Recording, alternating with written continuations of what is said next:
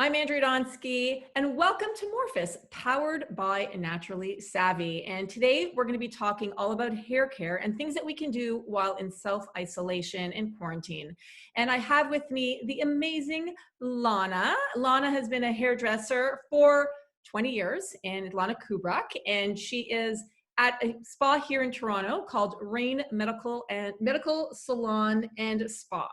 And I'm very excited to have Lana here because Lana is my hairdresser. And I have learned so much from you, Lana. And I want to have you on today because I know for many of us, we're at home and it's a good opportunity for us to take care of our hair and also learn what we should be doing on a regular basis so that we can give it more volume and make it less dry, which a lot of us, as we approach over 40, we get over 40, it becomes a little bit more dry, especially if we're in perimenopause and menopause. So welcome to our show. Great, thank you so much. Hi, everyone. So it's an honor to be here with you this morning and talk about the hair. So I think it's also a great time for us to build a habit because habits in our lives are very important, especially good habits. So hair also, like every other part of our body, needs good habits and routine. So what's very important, I find it's a crucial foundation on how you take care of your hair is brushing the hair. This is something that's, from experience, it looks like a lot of us, we forget. We're always on a run. We don't have time to brush our hair and washing the hair. So this is the two basic foundation. That's something we have to improve by doing it at home. So what I mean by brushing the hair is, so it's very important to have a boar bristle brush. This is how it looks like. So the bristles that you can see, it's a boar bristle brush. So the reason why it's important to have a boar bristle brush is because when you brush the hair, the boar bristles will pick up all the oil and the dust from the hair. So it will cleanse the hair. It also will cleanse your scalp.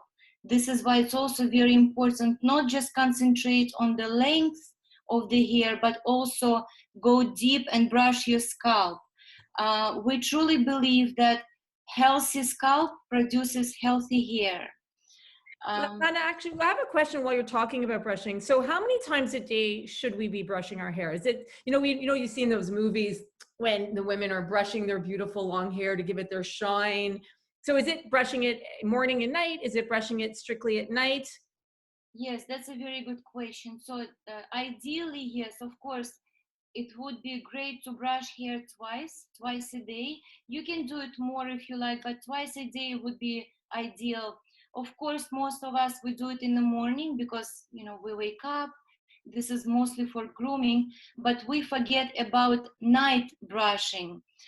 So the evening brushing, night brushing would be great because it cleanses the hair from the dust that hair can catch through the day. Also, if using styling products like hairsprays or any type of gel, so brushing also will help you to get rid of all the product. The brush will collect the residue, the product that is in the hair, so the hair becomes clean. Does brushing your hair help it to grow? Yes. A lot of times clients would ask me, what can I do to make my hair grow faster? So unfortunately, there is no magic pill, but there is should be the best friend. This is the great way to make the hair grow faster. And how it works is, our hair grows from the scalp. So if we brush the scalp, if we massage the scalp with the brushing, it speeds up the blood circulation. And this is, when the blood flows to the hair root, it feeds the hair and the hair grows faster.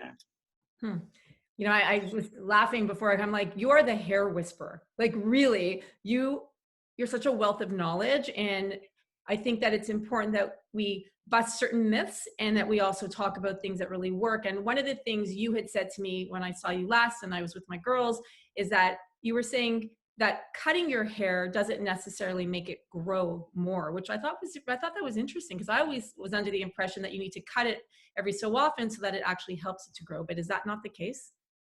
You know what? No, unfortunately, it's not the case. Cutting your hair in a regular base would give you a great condition of your hair, meaning, you're getting rid of the split ends. That's the most reason why you should trim your hair every 2 months. But, just think about it as a flower or plant. Where we take care of it is from the soil. We water it, the soil, we take care of the root of it because it grows from, so it's the same concept. It's very important to make sure that your scalp is healthy. And how often should we be washing our hair a week? Okay, so again, this is a great question because I find most of us, we do over shampoo the hair, which creates, first of all, if you color your hair and you over shampoo, it will definitely affect your color. You're gonna lose the vibrancy, the shine from your color, because color is artificial pigmentation. So by washing it a lot, some people do it every day, every other day, this is not helping for your color to stay. So the ideally would be shampoo hair twice or once a week, twice a week in the winter time, and maybe 2 times to 3 times in the summertime. Now, is the dry shampoo better for you in between when you're actually washing it with water, or do you suggest dry shampoo only? Yes, dry shampoo is a great help, especially for somebody who's trying to break that circle of washing the hair all the time. So dry shampoo, so I have one here, so this is from Amika. So dry shampoo, I recommend, yes, it's a great thing to use it. Also, dry shampoo is excellent for a lot of us. We work out, and when we work out, the head is sweating, and this is one of the reasons why we feel like we need to wash the hair after workout. And can you imagine if you work out every day or every other day? This is how automatically the overwashing happens. So what I would recommend is to spray dry shampoo. So you gotta shake it before, it's very important.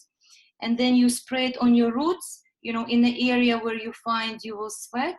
You spray it first, you leave it in, and you go work out.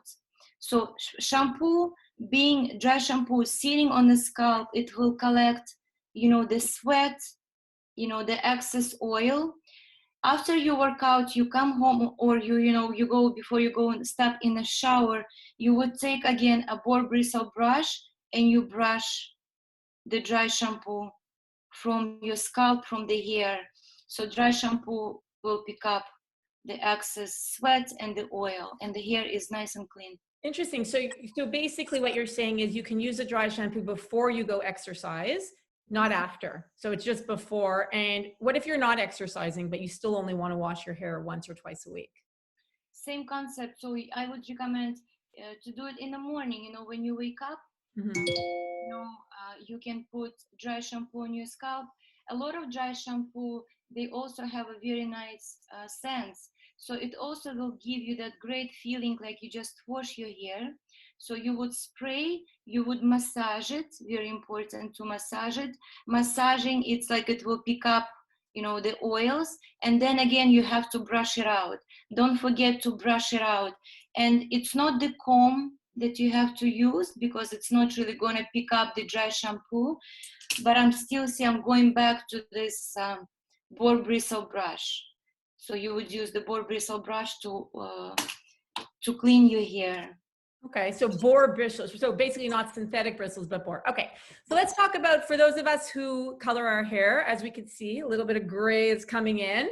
What can we do to help to color the gray for those of us who we go somewhere else and we don't do it ourselves? What are some tips that we can help to get rid of the gray if we want to. Yes, so yesterday actually I saw one of the hairdressers, she was giving tips like this on the news, and I really like what she said. So, you know, you can always use a temporary cover up. You know, you can buy, right now they're very popular, you know, temporary cover up. So they come in a different variety of spray. It can be a spray, it can be Or the wands, you can do those little like. wands. Yeah, so those guys I like. It's like a makeup for the hair. They are excellent. Also, what she was talking about, if you don't have it at the moment, so you can always use mascara. It's the same idea, you know. You can use mascara. So for the darker hair, for brunettes, you know, same thing. You know, you can just That's a cover. good idea. So just regular mascara that you have that you put on your eyelashes. Yeah. Yeah, Interesting. that would So you would work. just have to buy a different, like for example, I wear black mascara, but my hair is brown, so I would just buy a brown mascara. Yeah, Oh, you can that's a buy good different tip. mascara, I or like you that can tip. also use eyeshadows, you know, eyeshadows with Oh, the brush. So for that matter, I would recommend you can wet the brush, you know, just wet okay. it with water, take the eyeshadow, and just the same idea, you just cover it up. So that will give you a temporary cover just to get you by through the day. Mhm. So at night, I would recommend, again, take your best friend, which is or bristle brush, and brush those products out. So you don't have to wash it. So if you take the brush and you will, you know, with the strokes, it will remove this temporary covers up. But if you want to go into more deeper permanent coloring, you know, it's a science. Okay, it's not a, you know, but if you want to have fun, and now we have time, we're home isolating, you know, if you want to have fun and make a mess, you know, so this is something you can do. So for that, you will need a coloring ball, a brush, obviously a color, and you know, the technique. So the thing is, you know, gray hair and thick texture hair take longer timing. So you have to remember to leave it. If it says leave it for 35 minutes, I would leave it extra 10 minutes longer, Good to know. because sometimes, you know, gray hair especially, the texture of hair is a little bit on a coarser side, it's drier. It takes longer for the color to penetrate and give you a good 100% coverage. Also sectioning, so I can show, so when you section the hair, your sections has to be very, very small, Okay. little thin sections. Don't take big chunks, because then you're gonna leave, you know, hair that is not covered by the color. So, you know, sectioning, take your time.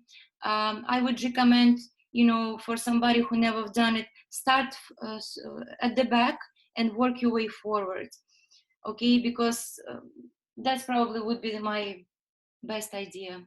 Yeah. Now, what if you don't have, like, I know someone was telling me the other day they were trying to find those bowls with the brush. Can you just use any bowl that you would have at home, obviously, that you wouldn't mind ruining because it's going to get color. But also, instead of, you don't have one of those hair brushes, can we use like an eyeshadow brush or a paintbrush or something else? Because I know that they're a little bit scarce right now. So what else can we use? Yes, that's a good question. Or you can ask your husband if he has somewhere in the basement a painting brush. That Mm. would work too. You know, the painting brush, I've seen it sometimes, you know, people do it with the tooth brushes, you know. Oh, toothbrush. That's a good idea too. Brush, you know, yes, yes, something like that. I like Um, yeah. hair hacks. I like that. Okay. I want to talk about, so are there any other tips before we move on from the hair coloring? So, you know, also I would definitely recommend, you know, to be very selective on products that you use. Hmm. Make sure you're choosing colors with ammonia free, because now we all know that ammonia, you know, it's not a very good ingredient for our body. You know, it's not very good for our health. And especially now, because you're at home, you don't have good ventilation, you have your children are playing around with you, so you don't want them to smell, you know, that ammonia. So make sure it's ammonia-free colors. Usually those colors would be oil-based colors. That probably would be the best. That's a really good tip. And being Yes, and if you exactly. decide to go into natural colors, like if you decide to use henna, be ready, because henna, yes, it's natural, it's beautiful, but it's a very long process. To mix the henna, it's a little bit messy. Then you have to put on a hair, and sometimes if the hair is very resistant to color, you have to leave henna up to 6 hours in your hair. Oh, wow. So yeah, so it's a little bit longer process. Yeah. Wow. Last time I was there, you were telling me that my hair was very dry. So you said do a leave-in conditioner, which I did the other day because I wasn't on camera and I was able to, like, my hair could look greasy, and I threw it up in a ponytail and I left it in I had this leave-in conditioner that I ended up buying, or I know that we could probably use other things like maybe a coconut oil or something else, which I'm going to love to hear your opinion on. But why is it important to condition our hair, especially as we get into perimenopause and menopause? I find that my hair has gotten really dry. What would you recommend that we could do to bring that conditioning back in? Okay, so the reason why, unfortunately, our skin and our hair becomes dry is because as we age, we're losing melanin. It's a pigment that's responsible for color and hydration. So as we're losing hydration, it's very important to hydrate your hair, not just from outside, putting all these beautiful creams and oils, on our body, but also drinking water. This is the time when we should really drink more water, and even fats, some to add to our diet some fats. It can be vegetable fats, or it can be, believe it or not, Angie, I know a lot of people will be very surprised now, but butter is very good for that intake for fat, um, Oh, yeah, and butter, especially organic butter, or I know that people who are following a ketogenic diet, butter is a big factor of what they're allowed to eat. So yeah, no, butter is not the thing that's bad. Like it's not it's not the bad ingredient that people once thought. So yeah, that's a really good point. So also for hydration at home right now, what you can do is, you can mix your own treatments. So what is, now lately very popular, oils, all kinds of oils, coconut oil, Olive um, oil, avocado oil. olive Do you oil, use those on your hair? Yes, you can do that definitely. It's also great for the hair and the scalp. If you suffer from dandruff or itchy scalp, so all these oils will help and smooth and get rid of the problem. Also, castor oil. Castor oil is one of the miracle oils. This is also will help your hair to grow faster. So you can mix the oils, among each other. So also you can take some vitamins, internal. But what I like to do, and I've done it for the last months now on my hair, I actually put those vitamins, I premix it with my shampoo. So it's very interesting actually idea. So for example, so this particular vitamin, it has vitamin A, vitamin B12, vitamin C, and zinc, all in one capsule. So what I do is I take a little bowl and I open up the capsule and I put, everything, all those vitamins in a little bowl. And then I add the amount of shampoo that I'm going to be using as I'm washing hair. So for 2 washes. So you put that together and you mix it. And then you wash your hair with that. So you wash your hair twice. You wash it one time, rinse, and then you do second shampoo. So when you do second shampoo with this mixture, you would leave it for maybe half a minute. So let it absorb into the scalp and the hair. Then you rinse it and you follow with your conditioner. So that by doing that, it will give your hair incredible shine, volume, and just overall health. It's a beautiful thing to do. What about when you get out of the shower and your hair is wet? Should we be brushing our hair immediately? So that's also a great question, because when the hair is wet, the texture of the hair is different. The hair becomes more fragile. So what I would recommend, actually, I like to put styling product before I brush my hair, because styling product uh, can work as a detangler. So there is many different styling products. Some of them come as a spray or is a cream. So you would take it, you would spray it, or you put it, if it's cream, you put it in your hands and then you apply it on the hair. And then you take your detangling brush or a white tooth comb. I use white tooth comb because my hair is straight, but if the hair is curly and super curly, very thick, detangling brush probably would be the best thing to use. And you start from the ends, very short strokes, and you move your way up. So I would not recommend to use boar bristle brush for wet brushing, because it's only gonna pull the hair more. But something like this, like a white tooth comb, from the bottom and move up. I think that's a good tip, because I know for myself, if I brush my hair when it's wet, I lose a lot of hair. Like my hair will break and it'll fall out. So that's why it's important. So start from the bottom and work your way up. So that's a really Yes. good tip, And it actually. also will prevent the split ends. Which is important. Okay, so one of my two questions I have left. One is, how do we create volume in our hair? If our hair, especially as we get older, our hair might be, let's say, thinning or falling out more, or just doesn't have the bounce and luster that it once had. So that's question number one. And then question number two is, I want to know what some of your favorite new tools are. So let's start with one, volume.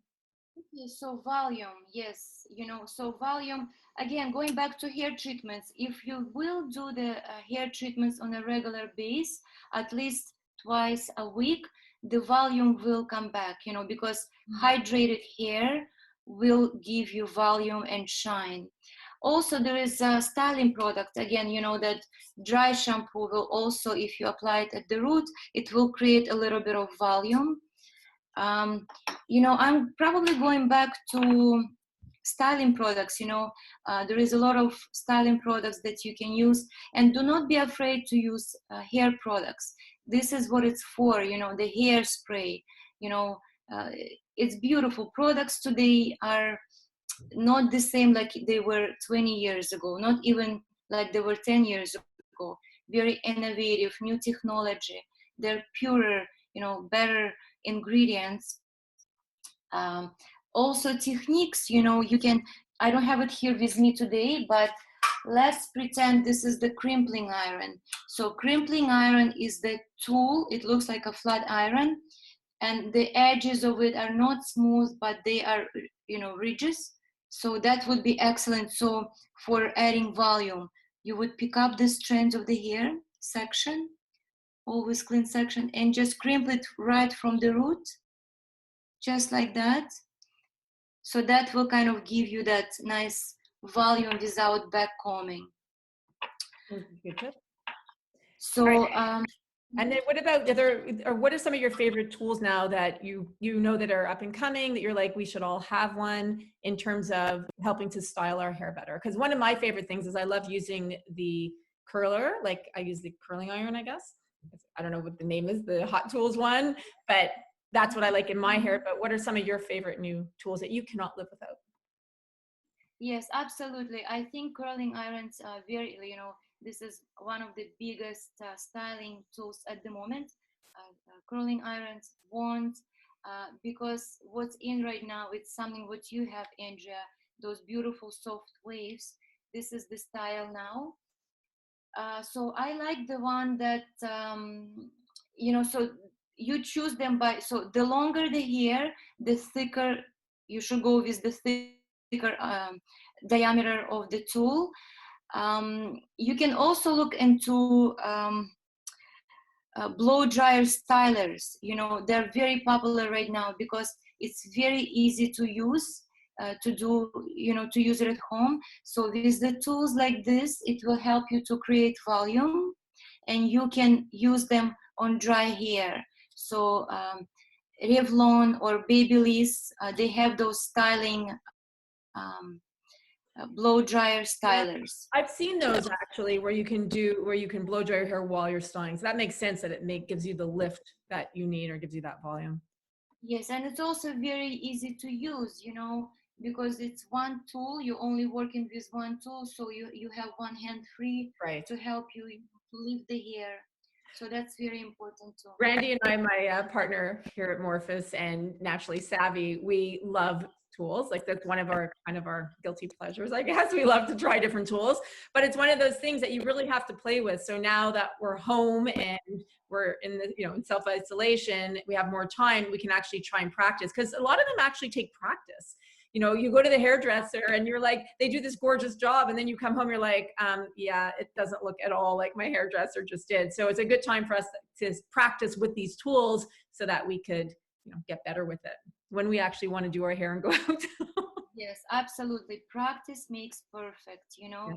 and also, it's not easy to do your own hair. So don't forget, sometimes maybe you can switch the hands. Don't always hold it in one hand. If you're doing this side, you can, change it, because your body position is very important. The way you turn, the way you hold your hand. Also, I wanted to talk about a little bit about flat ironing the hair. Flat ironing the hair, what's very important, I find, is, the technique. What I would recommend, when you flat iron your hair, don't go many times over the same piece, because this is how we burn the hair. You have to remember that hair holds the temperature. If you put your hot tool to 400 degrees and you go with it many times, you just adding, every time you slide, you're adding the temperature, you're really putting that heat, overheating the hair, and this is how the hair breaks. So what I would recommend, make sure your tool is nice and hot, very important, but takes, again, smaller section and go slower. Just go slower and do it once. Do it once. If you don't like the way it came out, let it cool down. Feel it, because you're gonna feel it's hot. So let it cool down. When it cool down, then you can go again and do it. Please do not go many times over the hair. This is how we're damaging the hair. This is how your color will fade faster too. That's a really good tip, because I even know for myself, when I use a straightening iron before I curl it, sometimes it doesn't work. So I guess let it heat up really hot first, then just take and go a little bit slower. Because I know sometimes myself, I'll go really quickly and then it doesn't flatten it or straighten it the way I want it to. So I guess taking that time, like you showed us, to go a little bit slower can make a big difference. Absolutely, absolutely. All right. Well, is there anything else you'd like to share before we end our show today? Yes, I also would like to share with you guys, I discovered this amazing product. So the name of it is Maria Nila. This beautiful product, the whole line is absolutely gorgeous. It came from Sweden, Stockholm. It's a Sweden product. So what I like about these products, they are 100% vegan, cruelty-free.